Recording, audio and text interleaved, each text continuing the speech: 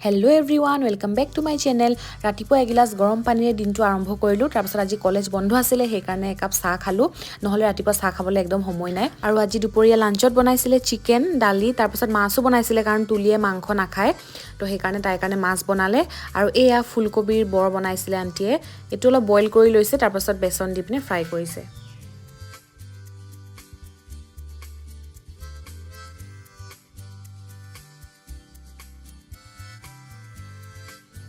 aunty আৰু এটা special item বনাইছিলে আজি হেতু হল পুৰা মাছৰ পিটিকা মোৰ খুব ভাল লাগে খাই আন্টিয়ে সদায় ভেৰাইটিজ বনায় আৰু বহুত টেস্টি বনায় খানা তো এতিয়া আমি আমাৰ লাঞ্চটো কৰি লওঁ এইফালে তুলিয়ে লৈছে মাছ কাৰণ তাই মাংস নাখায় তাই কাৰণে সেইকাৰণে মাছ বনাইছে আন্টিয়ে